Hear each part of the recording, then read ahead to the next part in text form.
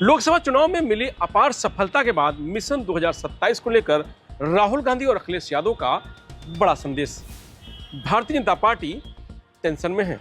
चंद दिनों पहले तक एक दूसरे के खिलाफ बयानबाजी चल रही कांग्रेस सपा के बीच संसद के मानसून सत्र में अभूतपूर्व जुगलबंदी देखने को मिल रही। राहुल गांधी केंद्र सरकार पर आक्रामक हैं और अखिलेश यादव यूपी के मुद्दों को लेकर हावी होने की कोशिश कर रहे हैं। दोनों दलों के नेता कंधे से कंधा मिलाकर सत्ता पक्ष को संदेश देते नजर आ रहे हैं। इसे दोनों दलों के भीतर हो रही गठबंधन विरोधी बहस को खत्म करने की कोशिश के तौर पर भी देखा जा रहा है। ऐसे में सवाल यह है कि यह गठबंधन कितना टिकाऊ है, इसका 2027 के यूपी विधानसभा चुनाव पर क्या असर पड़ेगा, गठबंधन का विरोध करने वाले इमरान मसूद जैसे नेताओं की सियासत का क्या होगा। इस वीडियो में इसी पर विस्तार से चर्चा होगी। दरअसल मानसून सत्र के दौरान संसद में सपा और कांग्रेस की एकजुटता ने सभी का ध्यान खींचा है। सत्र के पहले दिन 21 जुलाई को अखिलेश यादव ने कांग्रेस के राष्ट्रीय अध्यक्ष मल्लिकार्जुन खड़गे को जन्मदिन पर गर्मजोशी के साथ बधाई दी। दोनों नेताओं के बीच मुलाकात, फोटो सेशन और आपसी तालमेल ने यह संदेश दिया कि सपा और कांग्रेस राजनीतिक रूप से एक साथ हैं, साथ ही उनके बीच व्यक्तिगत संबंध भी मजबूत हैं। इसके अगले दिन यानी 22 जुलाई को अखिलेश और राहुल गांधी संसद के मकर द्वार पर एक साथ कदम ताल करते नजर आए। मुद्दा था बिहार में मतदाता सूची का गहन निरीक्षण, SIR। चुनाव आयोग के खिलाफ बिहार के मुद्दे में यूपी को भी जोड़ा। अखिलेश यादव ने चुनाव आयोग पर सीधा प्रहार करते हुए कहा कि चुनाव आयोग किसी भी अधिकारी को ट्रांसफर पोस्टिंग नहीं करता है। आप कितनी भी शिकायत करें, कोई कार्रवाई नहीं होती है। उन्होंने कुंदरकी और मीरापुर के उपचुनाव में पुलिस प्रशासन पर वोट लूटने का आरोप भी लगाया। मिल्कीपुर उपचुनाव में भी अनियमितताओं का भी जिक्र किया। प्रशासन ने मिलकर के लूट लिया, अयोध्या में चुनाव जो हुआ उसको लूट लिया। तो कितने हम उदाहरण दिए हैं, यूपी के तमाम उदाहरण हम दे सकते हैं जहां पर इलेक्शन कमीशन आंख बंद कर करके रहा। और मुझे दुख हुआ था जब बाई इलेक्शन के बाद में आया तो एक सफेद चादर लेकर के आया था, याद कीजिए आप लोग, और इसीलिए लेकर के आया था कि समाजवादी पार्टी की किसी शिकायत पर कार्रवाई नहीं हुई थी। और अब बिहार का चुनाव 1-1.5 महीने में नई वोटर लिस्ट बनना, तो इसलिए हम लोग उसके खिलाफ हैं। अभी लोकसभा चुनाव हुआ है, अगर जो डिलीट हुए होंगे या बढ़ गए घट गए होंगे एक अलग तरीका है, लेकिन आप वोटर लिस्ट नहीं बना रहे हो, इसका मतलब बीजेपी ने कोई तैयारी की है बहुत बड़े पैमाने पे बेईमानी करने के लिए।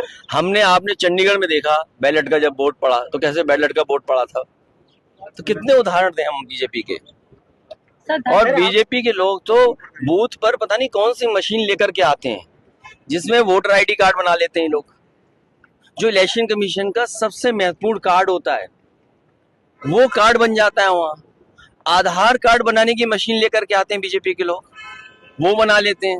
तो बताइए, अब आधार कार्ड बना लेते हैं, वोटर ID बना ले, अब तो पूरी वोटर लिस्ट नहीं बना रहे हैं। राजनीतिक जानकारों की माने तो इस प्रदर्शन में दोनों नेताओं का कंधे से कंधा मिलाकर खड़ा होना साफ संदेश है कि बीते दिनों भले ही बयानबाजी हुई हो, लेकिन गठबंधन मजबूत है। इसे 2027 के विधानसभा चुनाव की तैयारी के तौर पर भी देखा जा रहा है। कांग्रेस सांसद इमरान मसूद ने कहा था कि यूपी में 80 में 70 का फार्मूला नहीं चलेगा, सम्मानजनक सीटें मिलेंगी तभी 2027 में समाजवादी पार्टी के साथ समझौता होगा। कांग्रेस अपनी इज्जत के साथ समझौता नहीं करेगी। हम इस रेस के घोड़े हैं, शादी के नहीं। इमरान मसूद ने कहा था कि यूपी में लोकसभा चुनाव में जीत कांग्रेस और राहुल गांधी के दम पर मिली है। सपा और कांग्रेस का गठबंधन कमजोर गठबंधन है। कांग्रेस के लिए सपा से बेहतर बसपा से गठबंधन रहेगा। यूपी में कांग्रेस लोकसभा चुनाव के फार्मूले को नहीं मानेगी। वह सभी 403 सीटों पर चुनाव की तैयारी कर रही है। उपचुनाव के दौरान कांग्रेस प्रदेश अध्यक्ष अजय राय ने कहा था कि पार्टी अपने दम पर चुनाव लड़ेगी। हाल ही में उन्होंने पंचायत चुनाव भी अकेले दम पर लड़ने की बात कही थी। इससे कांग्रेस का संगठन मजबूत होगा। कांग्रेस सभी 403 सीटों पर अपना संगठन मजबूत करने में जुटी हुई है। संभल हिंसा के बाद जब राहुल गांधी, प्रियंका गांधी वहां जाना चाहते थे तो सपा के राष्ट्रीय अध्यक्ष अखिलेश यादव ने कमेंट किया था। अखिलेश यादव ने कहा था कि जो लोग वहां जा सकते हैं उन्हें जाने देना चाहिए था। इससे स्थिति सुधर सकती थी। दरअसल सपा संबल हिंसा को लोकसभा में जोरदार तरीके से उठाना चाहती थी, लेकिन कांग्रेस ने नहीं सुना। इस पर अखिलेश यादव ने कांग्रेस पर कटाक्ष भी किया था। कांग्रेस प्रदेश प्रभारी अविनाश पांडे ने 21 जुलाई को कहा था कि कांग्रेस पीडीए पिछड़ा दलित अल्पसंख्यक का काम आज से नहीं सदियों से करती चली आ रही है, लेकिन कुछ दलों को आज ये बात समझ में आई है। अखिलेश यादव पहले ही ऐलान कर चुके हैं कि 2027 के यूपी विधानसभा चुनाव में सपा और कांग्रेस एक साथ मिलकर चुनाव लड़ेगी। प्रयागराज में एक प्रेस कॉन्फ्रेंस में अखिलेश यादव ने कहा था कि यह गठबंधन है और रहेगा। अखिलेश यादव यह भी साफ कर चुके हैं कि इंडिया गठबंधन, जिसमें सपा और कांग्रेस प्रमुख दावेदार हैं, 2027 में भी एकजुट रहेगा। हालांकि हरियाणा और महाराष्ट्र में सीटें न मिलने से सपा के कुछ नेताओं ने कांग्रेस से गहरी नाराजगी जाहिर की थी। कांग्रेस की ओर से भी कई नेताओं ने गठबंधन के खिलाफ बयानबाजी की थी। तभी से दोनों दलों के बीच मतभेद के कयास लगाए जा रहे थे। लेकिन बीते एक महीने में कई मौके ऐसे आए हैं जब दोनों दलों के शीर्ष नेतृत्व एक दूसरे के रिश्तों की मजबूती का संदेश दे रहे हैं। 1 जुलाई को अखिलेश यादव के जन्मदिन के मौके पर राहुल गांधी ने उनको बधाई अलग अंदाज में दी थी। उन्होंने अखिलेश यादव को पीडीए की बुलंद आवाज कहकर नवाजा था।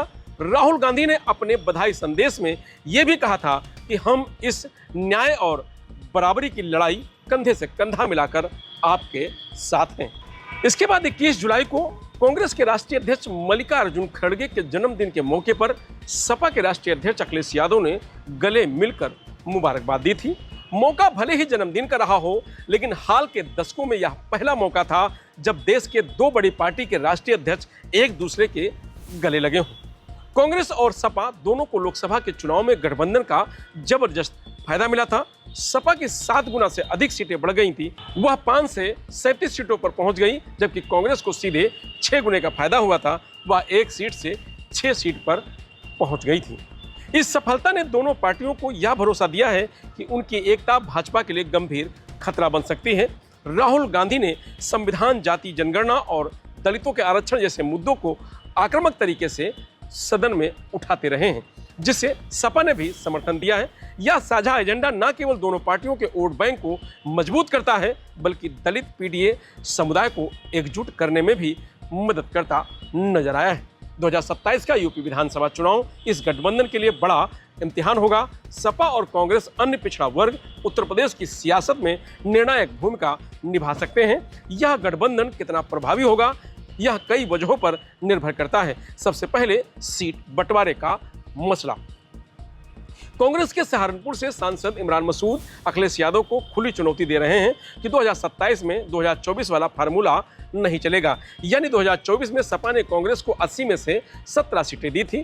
कांग्रेस अभी से मांग कर रही है कि आधी सीटों पर चुनाव लड़ेंगे, मसलन उसे 200 सीटें चाहिए। सपा और कांग्रेस का गठबंधन उत्तर प्रदेश की राजनीति में कोई नई बात नहीं है। 2017 के विधानसभा चुनाव में दोनों पार्टियों ने यूपी के 2 लड़कों के नारे के साथ गठबंधन किया था।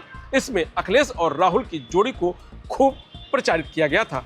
हालांकि उस समय गठबंधन को अपेक्षित सफलता नहीं मिली थी, लेकिन 2024 के लोकसभा चुनाव ने इस गठबंधन की ताकत को साबित कर दिया है।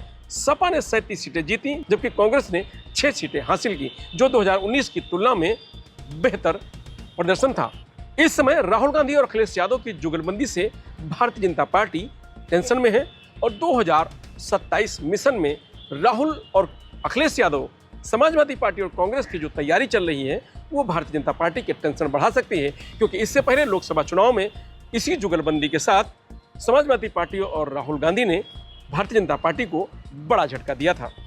तो ऐसे में भारतीय जनता पार्टी की टेंशन जरूर बढ़ी हुई नजर आ रही है। फिलहाल इस खबर में इतना ही। आप देखते रहिए लोकमत हिंदी।